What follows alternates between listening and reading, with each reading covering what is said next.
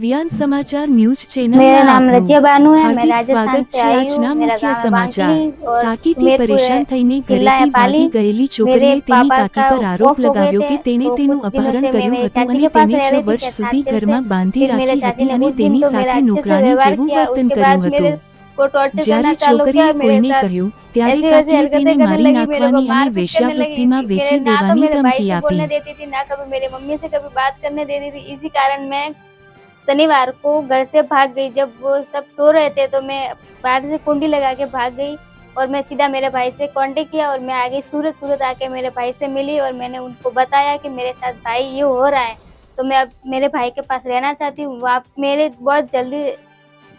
बहुत मुश्किल से वहाँ से मैं अपनी जान बचा के भागी हूँ। वो मेरे को मारने का धमकी देती थी। कैसा टॉर्चर करते थे आप? वो काम के सिलसिले में वो खुद गंदे काम करती थी और मेरे को बोलती थी कि वो कर। मेरे को घर में बंदी बना के रखा था, नौकरानी की तरह मेरे साथ व्यवहार करती थी और ना ही किसी से बात करने देती थी। मेरे आजू बाजू में जो मेरे मौसा है, मौसी है, सब मेरी अम्मी ने मेरे को पेट में रखा, मेरे को जन्म दिया, उससे भी मेरे को उसने अलग कर दिया। और मेरा जो सगा भाई है मेरे को बोली कि तू अगर तेरी मम्मी से या किसी के बाहर वालों से कभी कांटेक्ट करने की कोशिश की तो वो तेरे ऊपर जादू टोना करके तेरी अम्मी को और तेरे भाई को दोनों को मार डालेगी। इसी कारण मदीना बानू नाम है, उसके हस्बैंड का नाम है सलीम खान और वो दोनों उधर ही। मेरे चाचा जो है वो बाहर कमाते हैं, मेरे चाची है, उनके 2 बच्चे भी है, एक 18 साल का है और एक 15 साल का लड़का है। तो वो उस लड़के ने भी एक बार मेरे ऊपर हाथ उठाया और मेरे को वो भी टॉर्चर करता था, वो भी मेरे को गाली गलौज बोल रहा था। तो मैं बहुत परेशान हो गई थी। अगर मैं राजस्थान सुमेरपुर पुलिस में जाके कंप्लेन करती तो पुलिस वाले मेरे को उधर वापस भेज देते, तो वो मेरे को मार डालती। और उसने मेरे को बोला भी था कि अगर तूने किसी को बताने की भी कोशिश करी तो मैं तेरे को जान से मार डालूंगी। इसी कारण मैं बहुत घबरा गई थी और ना मैं किसी को बता पा रही थी कि अब मैं क्या करूं, क्योंकि मेरा साथ देने वाला कोई नहीं था। क्योंकि ऐसा मेरे साथ 7 सालों से हो रहा है। मैं किसी को नहीं बता पा रही थी कि मेरे साथ क्या हो रहा है, क्या नहीं हो रहा है। वो जाती थी घर से बाहर, वो कहीं मतलब बाहर जाती थी तो वो दरवाजे के अंदर ही मेरे को रख के जाती थी, कभी बाहर नहीं आने देती। उनके बच्चे है जो, वो मैं कहीं भी अगर जाने की कोशिश भी करूँ तो वो वापस आके बताते थे, तो वो मेरे को मारती थी कि तेरे को बाहर जाने का किसने बोला था। इसी तरह मेरे को रात को भी जब मैं सोती थी तो मेरे को बांध के रखते थे कि कहीं मैं चली ना जाऊँ। इसी कारण मैं बहुत मुश्किल से सर मेरी आप क्या चाहते हो?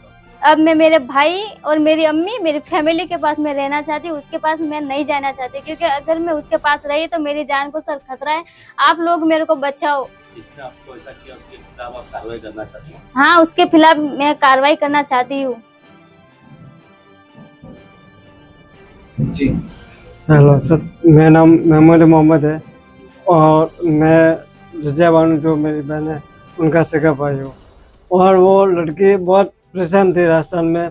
मुझे फ़ोन करके एक दिन बोली थी कि भैया मैं यहाँ पर परेशान हो रही हूँ, मेरी चाची मुझे डांटती है, पीटती है, मारती है। वो रो रही थी। तो फिर मैंने उसे कहा कोई बात नहीं बेटा, तो एक बार मुझसे मिल, मेरे पास आ जा। तो फिर उसने 3-4 दिन बाद क्या किया, वो घर से निकली और मुझसे कांटेक्ट किया। मैंने उसको सूरत बुला लिया, मैं सूरत आ रहा हूँ तो मुझे मिल। फिर मैंने सूरत बुला के इनको वकील साहब से कांटेक्ट किया, सागर करके नाम है उनका, और उनके पास मैं पहुंचा और इनको वहाँ पे शामिल कर दिया। आगे की कार्रवाई कैसा करना चाहते हो?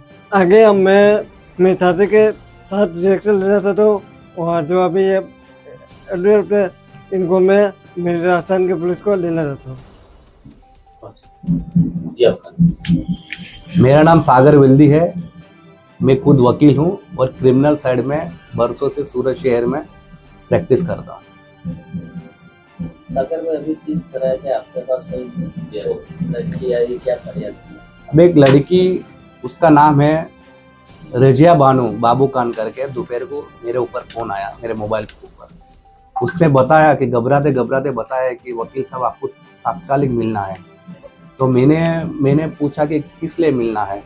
फिर भी घबराते घबराते बोले कि वकील साहब बहुत अर्जेंट काम है, मैं राजस्थान से आई हूँ आपको मिलने के लिए, तात्कालिक आपको मिलना है।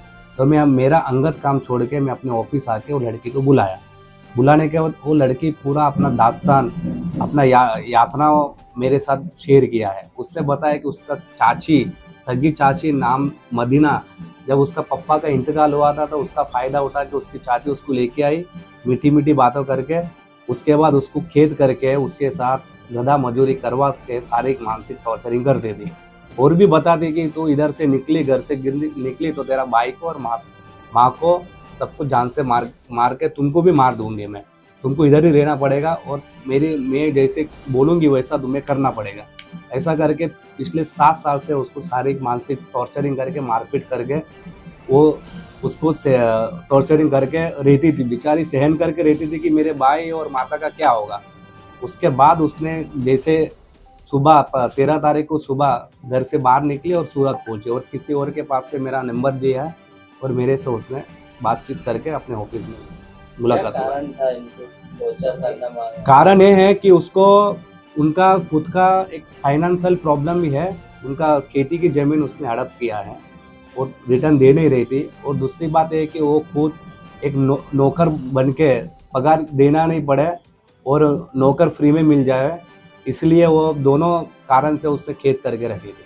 इस घटना में कौन सी धाराएं लगी? इस घटना में मारपीट की धारा BNS 115(2) लग सकता है और किडनैपिंग की धारा 167 BNS लग सकता है और भी हकीकत बाहर आएगा तो उसके कलम विविध अलग अलग कलम लग सकता है। इस मामले में राजस्थान पुलिस ने क्या कदम उठाना चाहिए? राजस्थान पुलिस लड़की ने एफिडेविट से खुद अपना दास्तान रजू किया है, जाहिर किया है और एक फरियाद भी तैयार करवाया है और राजस्थान पुलिस को इतना रिक्वेस्ट करता हूँ कि ये जो लड़की का जो निवेदन है, उनका एफिडेविट है, उनका फरियाद है, वो ध्यान में लेके पूरा तपास करके और उनको धरपकड़ करके कायदेसर कार्रवाई करना चाहिए।